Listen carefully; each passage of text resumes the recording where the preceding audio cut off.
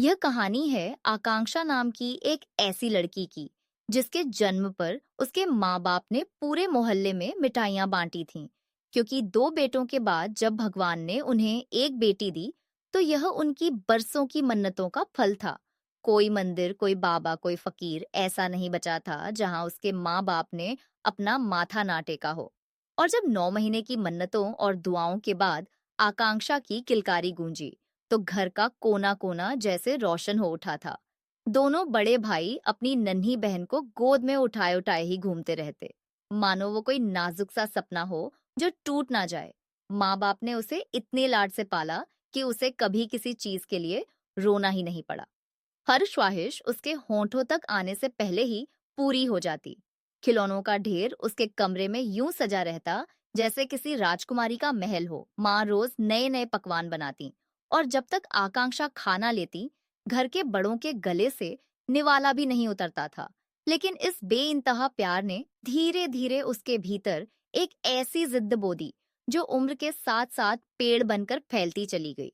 माँ जब भी समझाने की कोशिश करती कि बेटी बड़ी हो रही है, अब उसे घर के कामकाज सीखने चाहिए, आकांक्षा उनकी बात एक कान से सुनकर दूसरे कान से निकाल देती।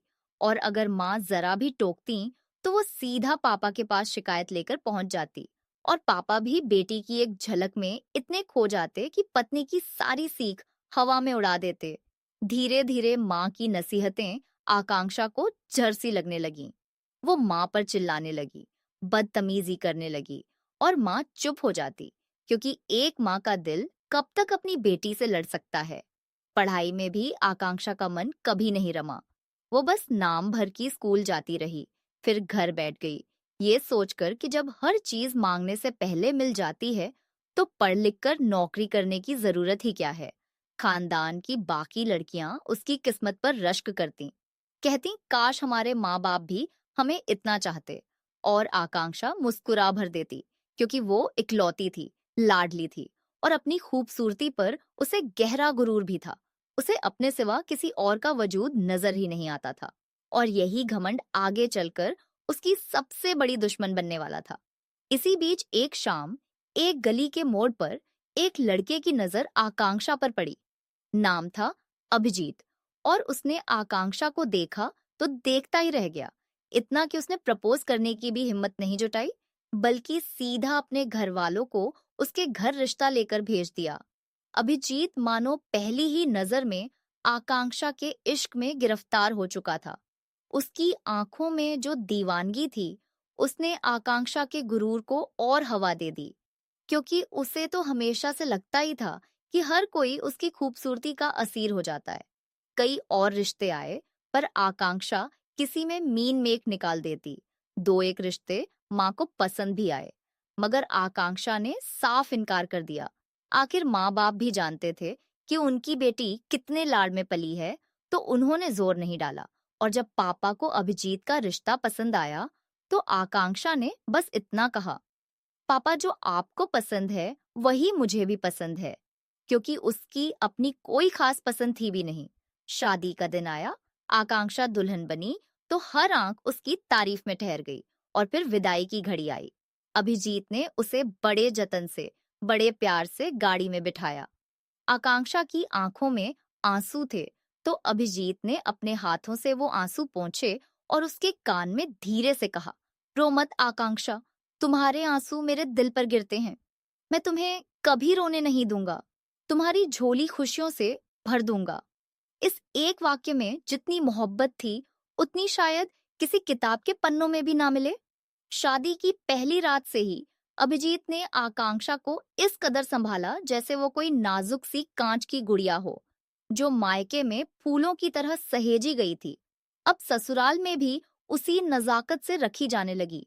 आकांक्षा को लगा जैसे वो एक स्वर्ग से निकलकर दूसरे स्वर्ग में आ गई हो। अभिजीत की हर अदा में एक ही जिद थी, आकांक्षा की हर ख्वाहिश पूरी करना। अगर वो दिन को रात कह देती तो अभिजीत भी उसे रात ही मान लेता। मगर यह परिकथा ज्यादा दिन नहीं चली। अभिजीत 3 बहनों का इकलौता भाई था। पिता का साया सिर से उठ चुका था और माँ हमेशा जोड़ों के दर्द से बीमार रहती थीं। शादी के बाद घर की सारी जिम्मेदारियां आकांक्षा के कंधों पर आनी थीं। पर आकांक्षा को तो खाना बनाना तक नहीं आता था और सीखने की कोई तमन्ना भी नहीं थी। उसने साफ कह दिया, अभिजीत, मैं किचन में कदम भी नहीं रखूंगी। ये सुनकर पहली बार अभिजीत का माथा ठनका। उसने कहा, आकांक्षा, घर की जिम्मेदारी अब तुम्हारी है। मम्मी अब इतनी कमजोर हो चुकी हैं कि कुछ नहीं कर पाती। तुम इस घर की बहू हो। ये गुस्सा आकांक्षा बर्दाश्त नहीं कर पाई, क्योंकि अब तक उसने अभिजीत का सिर्फ प्यार ही देखा था। जरा सी नाराजगी पर वो भड़क उठी और झगड़ा करके सीधा मायके चली गई। वहां रो रो कर उसने अपने ऊपर होने वाले काल्पनिक जुल्मों की दास्तान सुनाई और पापा ने बिना सोचे समझे कह दिया, बेटी को काम नहीं करना तो मत करने दो। अभिजीत से बात करूंगा, वह नौकरानी रख सकता है। इधर अभिजीत आकांक्षा के बगैर तड़पने लगा, फोन पर मिन्नतें करता, वापस आ जाओ आकांक्षा, तुम्हारे बिना घर सूना लगता है। और आखिर में खुद चलकर उसे मनाने मायके आ गया। इस विनती ने आकांक्षा के गुरूर को और शह दे दी। वापस लौटने के बाद भी उसका रवैया नहीं बदला। अब वो अपनी बीमार सास को ही हर काम के लिए हुक्म देने लगी। झाड़ू पोंछा, बर्तन, खाना सब सास से करवाती और खुद पानी का गिलास तक अपने हाथ से नहीं उठाती। सास एक सीधी सादी औरत थी। वे नहीं चाहती थीं घर में कलह हो और यह भी जानती थीं कि उनका बेटा आकांक्षा पर जान छिड़कता है, इसलिए चुपचाप सब सहती रहीं। इसी बीच आकांक्षा की नंदें कभी मिलने आती तो वो उनसे सीधे मुंह बात तक नहीं करती। उनका आना उसे अपने आराम में कलल जैसा लगता और उसने साफ मना कर दिया कि उनका घर आना बंद हो। जब अभिजीत को पता चला तो पहली बार उसकी आवाज में गुस्सा उभरा। तुमने मेरी बहनों को घर आने से क्यों रोका? जितना यह घर तुम्हारा है उतना ही उनका भी हक है। पापा के बाद उनकी जिम्मेदारी मुझ पर है। आकांक्षा ने अपना आपा खो दिया। अगर तुम्हें अपनी बहनें इतनी प्यारी हैं तो उन्हीं के साथ रहो। मैं जा रही हूँ। और वो फिर मायके लौट गई। 1.5 महीने बाद अभिजीत फिर मनाने आया। इस बार आकांक्षा ने सख्त शर्त रखी कि उसकी बहनें कभी उस घर में कदम नहीं रखेंगी और अभिजीत, जो उसके बिना जी नहीं पाता था, ने हार मानकर सारी शर्तें कबूल कर लीं। अब आकांक्षा खुद को घर की मालकिन समझने लगी थी। उसकी बदतमीजी हद पार कर चुकी थी। अभिजीत के दफ्तर जाते ही वो सास से पूरे दिन का काम करवाती, नाश्ता खाना कमरे में मंगवाती और अभिजीत को जब भी लगता कि घर का सारा काम आकांक्षा ही संभाल रही है तो वो उसे और भी प्यार जताता, घुमाने ले जाता, शॉपिंग कराता, बीमार पड़ने पर रात भर जागकर सेवा करता। इसी दौरान आकांक्षा के दोनों भाइयों की शादी तय हुई और वो 1 महीना पहले ही मायके चली आई। दोनों भाभियों के आने के बाद भी वो लौटने का नाम नहीं ले रही थी। उसके मन में एक अजीब डर घर कर गया था कि कहीं उसकी भाभियां भी उसी की तरह अपने घर में राज ना करने लगे। उसने मन ही मन ठान लिया था कि अगर ऐसा हुआ तो वो उनके पर कतरने से पीछे नहीं हटेगी। अभिजीत रोज फोन करके वापस आने का आग्रह करता और आखिरकार उसकी मिन्नतों के आगे आकांक्षा को झुकना ही पड़ा। लेकिन जैसे ही वो ससुराल पहुंची और अपनी सास को बिस्तर से उठने में भी असमर्थ देखा तो उसे गुस्सा आया, इस बात का कि अब सारा काम उसे ही करना पड़ेगा। अगले दिन वो देर तक सोती रही। अभिजीत बिना नाश्ता किए दफ्तर निकल गया।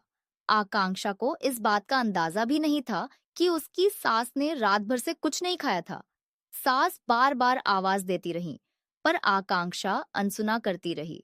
आखिर जब भूख बर्दाश्त से बाहर हो गई तो सास खुद कमरे से बाहर आई और कुछ खाने को मांगा। आकांक्षा का मूड पहले से ही खराब था। वो झुंझला उठी, सास की आंखें भर आईं और वो खुद किचन की ओर बढ़ी।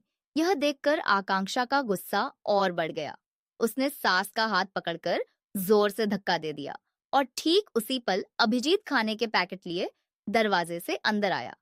अपनी आंखों के सामने अपनी बीमार माँ को गिरते देख उसने लपक कर उन्हें थाम लिया, खाना एक तरफ फेंक दिया।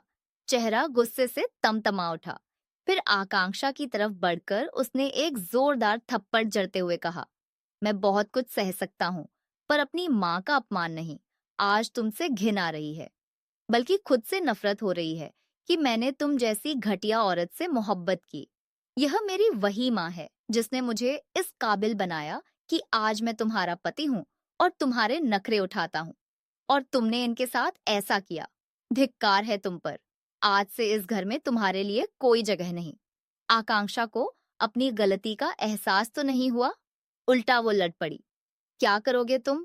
तुम मेरे बिना एक पल नहीं रह सकते। अगर इस बार गई तो लौट कर नहीं आऊंगी। अभिजीत ने उसका हाथ कसकर पकड़ा और कहा, मत आना। मुझे भी तुम जैसी औरत की जरूरत नहीं। अभी के अभी निकल जाओ। कुछ ही दिनों में तलाक के कागज भेज दूंगा। यह शब्द सुनते ही आकांक्षा के पैरों तले जमीन खिसक गई। जिस मोहब्बत को उसने कभी संजीदगी से लिया ही नहीं था, आज उसके छिन जाने का डर उसकी रूह तक कांप उठा। पर तब तक बहुत देर हो चुकी थी। गुस्से में डूबा अभिजीत उसे घर से बाहर कर चुका था, और आकांक्षा रोते बिलखते अपने मायके लौट आई। मायके लौटकर आकांक्षा ने रोते हुए अपने माँ बाप को सारी बात बताई। पर इस बार माँ का दिल भी नहीं पसीजा। उन्होंने अपना सिर पकड़ लिया और बोली, गलती तुम्हारी है। तुम अपनी बीमार सास का ख्याल भी नहीं रख सकी। ऐसे में कौन सा बेटा यह बर्दाश्त करेगा कि उसकी माँ के साथ ज्यादती हो। इस बार पापा भी खामोश थे। बस इतना ही बोल पाए कि वो अभिजीत से बात करेंगे, शायद वो माफ कर दे, पर आगे से कोई गलती नहीं होनी चाहिए। आकांक्षा कमरे में जाकर आंसुओं में डूब गई। भगवान से प्रार्थना करती रही कि अभिजीत का दिल नरम हो जाए। उसे अब एहसास हो रहा था कि वो अभिजीत के बिना जी नहीं सकती।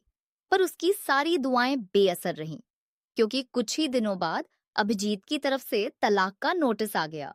उसने सचमुच आकांक्षा को अपनी जिंदगी से हमेशा के लिए निकाल दिया था। उस रात आकांक्षा फूट फूट कर रोई, पर उसे दिलासा देने वाला कोई नहीं था। घर के सब लोग बस अफसोस भरी नजरों से उसे देखते रहे। रात के अंधेरे में जब पूरा घर सो चुका था, आकांक्षा अपने कमरे की खिड़की के पास बैठी आसमान की तरफ ताकती रहती, यह सोचकर कि कुछ महीने पहले तक उसकी दुनिया कितनी अलग थी। अभिजीत की बाहों की गर्माहट, उसकी हर सुबह की वो प्यारी सी मुस्कान, उसका वो वादा कि तुम्हारी झोली खुशियों से भर दूंगा, यह सब अब सिर्फ यादों का एक टुकड़ा बनकर रह गया था। कभी कभी उसे लगता जैसे यह सब कोई सपना था जो अचानक टूट गया, और कभी उसे अपने ही अंदर का गुरूर याद आता, जिसने उस सपने को अपने ही हाथों तोड़ डाला था। इस हादसे ने आकांक्षा को तोड़ा नहीं, बल्कि उसे और भी जिद्दी और कठोर बना दिया। अब उसे अपने भाई भाभीियों का हंसना बोलना भी अच्छा नहीं लगता था। जब कभी वो एक दूसरे से प्यार भरी बातें करते, तो आकांक्षा को अभिजीत की याद और शिद्दत से सताने लगती, और उसके दिल में अपनी भाभीियों के लिए एक अजीब सी कड़वाहट भरने लगी। उसने मन ही मन तय कर लिया कि अगर वो खुद अपने पति के साथ खुश नहीं रह सकी, तो वो अपनी भाभीियों को भी उनके पतियों के साथ सुकून से नहीं रहने देगी। इसी जिद के साथ उसने बेवजह अपनी भाभीियों से झगड़े शुरू कर दिए। हर काम में मीन मेख निकालती, हर बात पर बहस करती, माँ टोकती, तो भी उसे कोई फर्क नहीं पड़ता।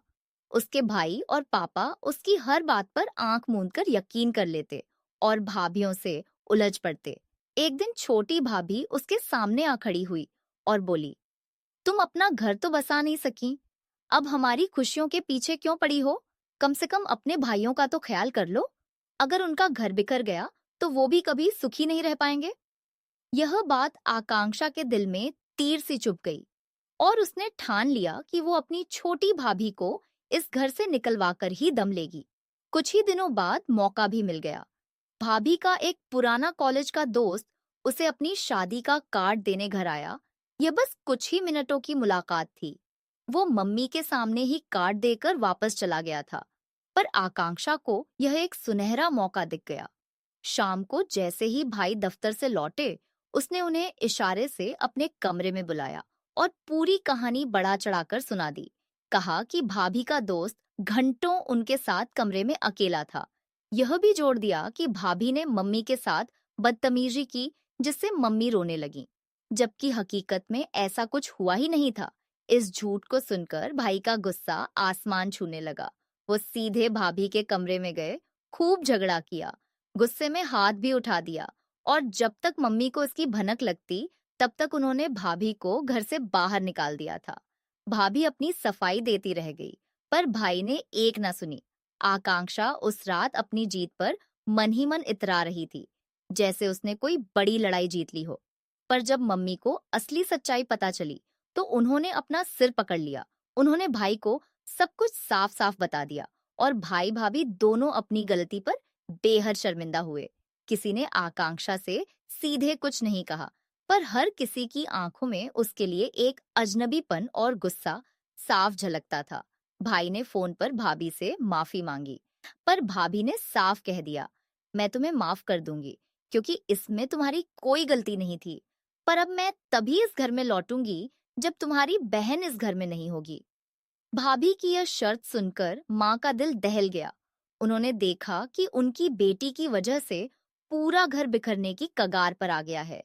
दोनों बेटों का सुकून खतरे में था और माँ ने आखिरकार एक कठोर फैसला ले लिया, आकांक्षा की दूसरी शादी करवाने का।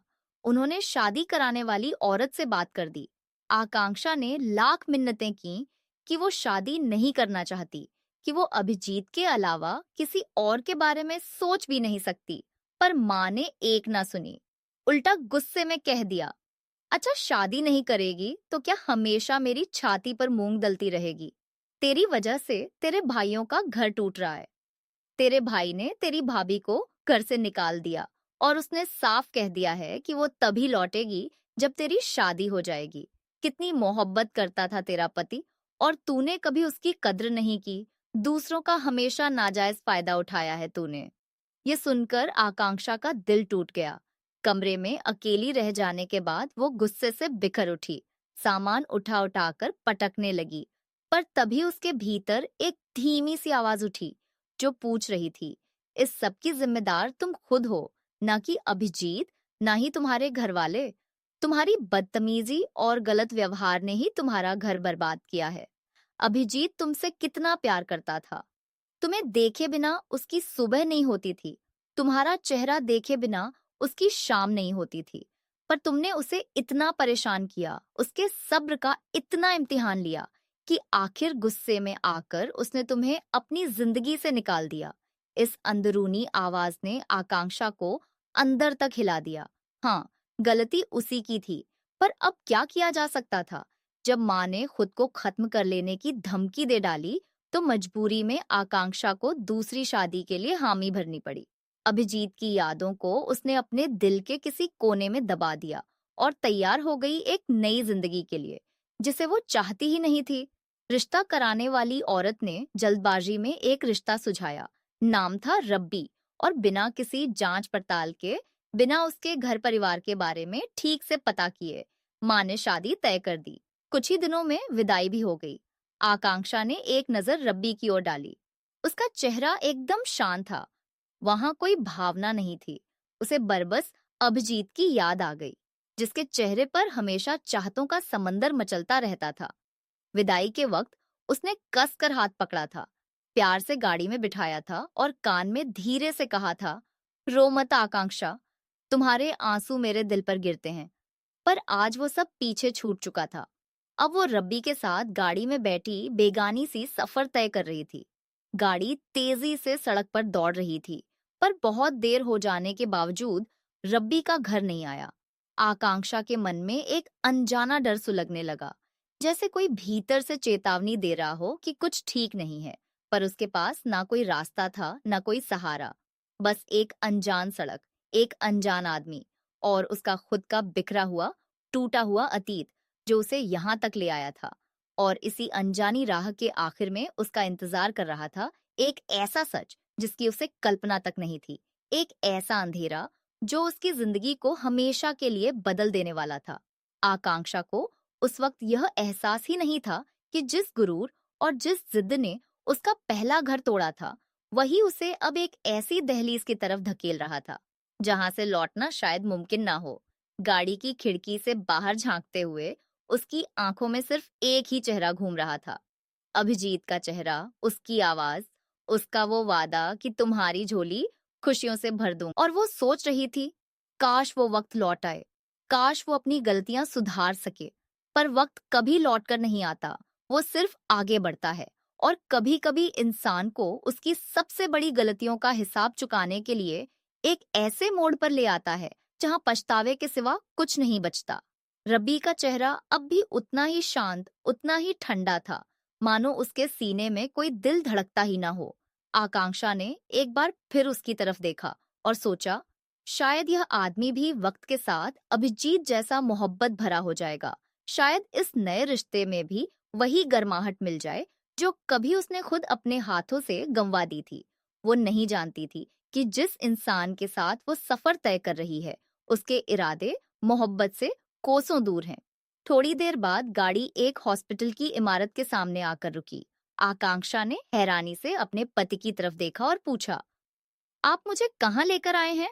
रब्बी ने रूखेपन से जवाब दिया, चुपचाप मेरे साथ अंदर चलो, ज्यादा सवाल जवाब मत करो। यह कहकर उसने आकांक्षा का हाथ पकड़ा और लगभग खींचते हुए उसे हॉस्पिटल के भीतर ले गया।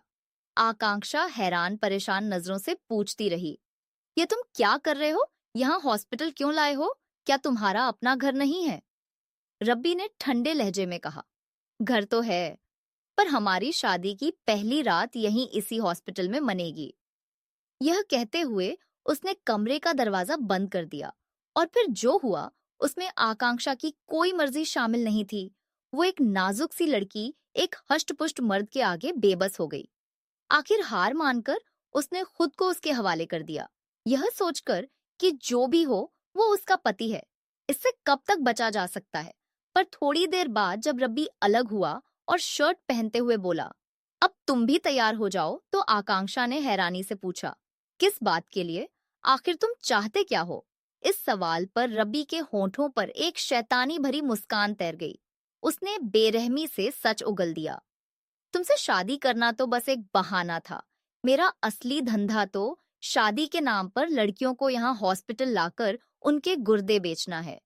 इसी से मैं अच्छे पैसे कमाता हूँ। तुम बहुत खूबसूरत थी, इसलिए खुद को तुम्हारे करीब आने से रोक नहीं पाया। पर अब तुम्हारे साथ भी वही होगा जो मैं हमेशा करता आया हूँ। चुपचाप तैयार हो जाओ। यह कहते ही उसने आकांक्षा के बाजू में एक इंजेक्शन उतार दिया और वो वहीं बेहोश हो गई। जब कुछ देर बाद उसकी आंख खुली तो पेट में दर्द की एक तेज लहर उठी। हाथ अपने आप पेट पर गया जहां टांके लगे हुए थे, जैसे अभी अभी कोई ऑपरेशन हुआ हो। बेहोशी से पहले रब्बी ने जो कुछ कहा था वो सब एक एक कर याद आने लगा, यानी उसने सचमुच अपनी बात पूरी कर दिखाई थी। आकांक्षा जोर जोर से रोने और चीखने लगी, कोई है, कोई है। पर जब नर्स आई तो उसने हैरानी से पूछा, आप कौन हैं और यहाँ क्या कर रही हैं? आकांक्षा गुस्से में बोली, ज्यादा भोली मत बनो। तुम्हारे अस्पताल में इतना बड़ा कांड हो गया और तुम्हें पता भी नहीं। धीरे धीरे कई डॉक्टर आ गए, पर किसी को भी उसके बारे में कुछ पता नहीं था। उसका नाम रजिस्टर में कहीं दर्ज ही नहीं था। रोते रोते उसने अपने घर वालों को फोन किया और पूरी आप बीती सुनाई। माँ बाप और भाई उसे अस्पताल से वापस घर ले आए, पर घर पहुंचने के बाद भी उसे सुकून नहीं मिला। माँ बाप सिर पकड़े बैठे थे, भाई चुपचाप एक तरफ खड़े थे और भाभियां अफसोस भरी नजरों से उसे देख रही थीं। माँ ने कहा, हमें तो लगा था अब तुम अपने घर बार की हो गई हो, हमारे घर में भी शांति आएगी, पर नहीं, तुमने तो दूसरों की जिंदगी को नर्क बनाना ही सीखा है। काश तुम मेरे घर पैदा ही ना हुई होती। इतना कहकर माँ कमरे से बाहर निकल गईं और एक एक कर सब उसे अकेला छोड़कर चले गए। आकांक्षा अपने नसीब पर अकेली रोती रह गई। उसे साफ महसूस हो रहा था कि उसकी जिंदगी में जो आग लगी है वो उसी की लगाई हुई है। अभिजीत, जो उससे बेइंतहा प्यार करता था, जिसकी हर सुबह और हर शाम उसी के चेहरे से शुरू और खत्म होती थी, आज वही उससे कोसों दूर था। और यह सब उसकी अपनी गलतियों, अपने जिद्दीपन का नतीजा था।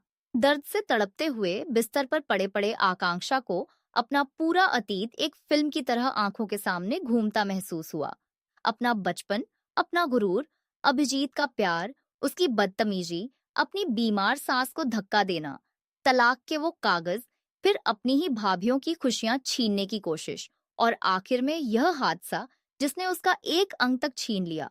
जिस्मानी दर्द से कहीं ज्यादा उसे दिल की पीड़ा सता रही थी। उसने अपने हाथों से अपने सबसे कीमती रिश्ते नष्ट कर दिए थे। यह सोचते सोचते उसकी तबीयत अचानक बहुत बिगड़ गई और वो बेहोश हो गई। जब होश आया तो वो अस्पताल के कमरे में थी। बेतहाशा रोते हुए उसने हाथ जोड़ जोड़कर सबसे माफी मांगी, अपनी भाभीयों से, अपने माँ बाप से, अपने भाइयों से, और सबने उसे माफ भी कर दिया। पर उसके दिल को फिर भी सुकून नहीं मिला, क्योंकि एक इंसान था जिसकी माफी उसे सबसे ज्यादा चाहिए थी, अभिजीत। उसने रोते हुए माँ से कहा, माँ, एक बार अभिजीत को बुला दो, मैं उससे माफी मांगना चाहती हूँ। माँ डिस्चार्ज कराकर उसे घर तो ले आई, पर अभिजीत को बुलाने के हक में नहीं थी। बोली, किस मुंह से बुलाऊं उसे? तुमने उसे कौन सा सुख दिया था, बल्कि उसकी जिंदगी में कांटे ही बिछाए थे। पर पापा से बेटी की यह हालत देखी नहीं गई। उन्होंने अभिजीत को फोन कर दिया और बताया कि आकांक्षा बस एक बार उससे मिलकर माफी मांगना चाहती है, उसकी हालत बहुत नाजुक है।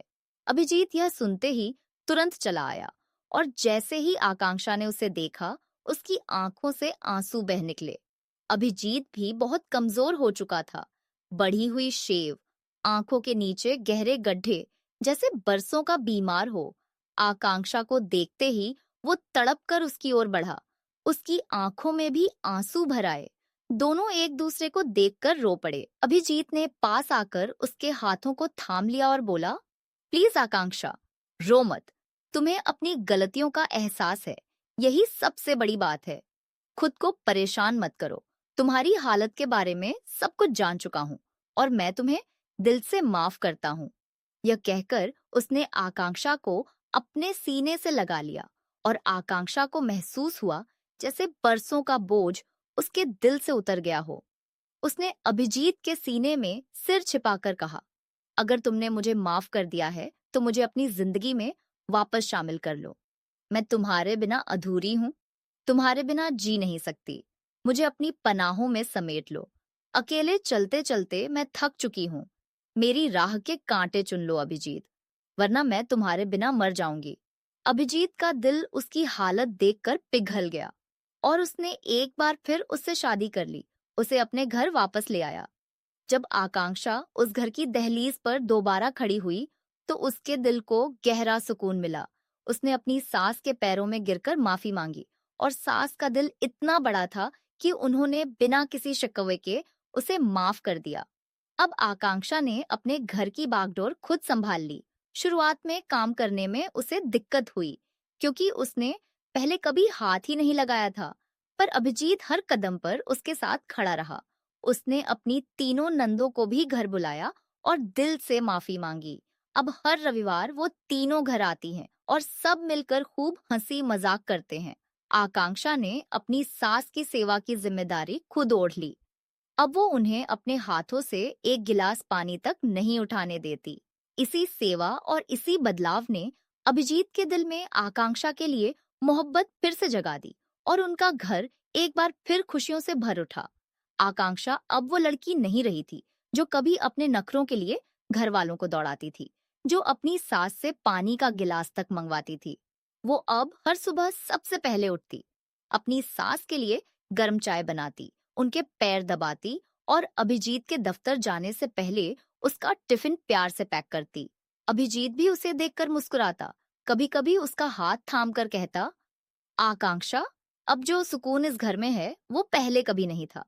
तुम्हारी आंखों में जो चमक आज है वो मैंने बरसों पहले देखी थी और खो दी थी, आज फिर से पाली। यह सुनकर आकांक्षा की आंखें भर आती, पर अब यह आंसू दर्द के नहीं, शुक्रगुजारी के होते। वो जानती थी कि उसे जो दूसरा मौका मिला है वो हर किसी को नहीं मिलता, इसलिए वो अपने हर रिश्ते को दिल से सींचने लगी। अपनी भाभीयों से भी अब फोन पर बात होती रहती। कभी कभी वो अपने मायके जाती तो दोनों भाभियां उसे गले लगा लेती। वो पुराना बैर, वो पुरानी नफरत, सब कुछ वक्त के साथ मिट चुका था। आकांक्षा अक्सर सोचती कि अगर उस दिन अभिजीत ने उसे माफ ना किया होता, अगर पापा ने वो फोन ना किया होता, तो शायद वो आज भी अपने अकेलेपन और अपने पछतावे में डूबी रहती। पर किस्मत ने, या यूं कहें कि अभिजीत की उस बेइंतहा मोहब्बत ने, जो कभी कम नहीं हुई थी, उसे एक बार फिर अपनों के बीच ला खड़ा किया था। यह कहानी बस इतना सिखाती है कि प्यार करने वाले रिश्तों को कभी अपने गुरूर और अपने घमंड के चलते हाथों से मत जाने दो। ये रिश्ते अनमोल होते हैं। किस्मत वालों को ही ऐसा प्यार नसीब होता है। अपना घर स्वर्ग बनाना भी अपने हाथों में होता है और उसे नर्क बनाना भी। इसलिए एक छोटी सी गलती से अपने हंसते खेलते परिवार को कभी मत बिखरने दो। रिश्तों की कदर करो, क्योंकि यही प्यार भरे रिश्ते हमारी जिंदगी की सबसे बड़ी पूंजी होते हैं। और कभी-कभी जिंदगी हमें दूसरा मौका देती है, बशर्ते हम अपनी गलती को दिल से मान लें और खुद को बदलने की सच्ची कोशिश करें।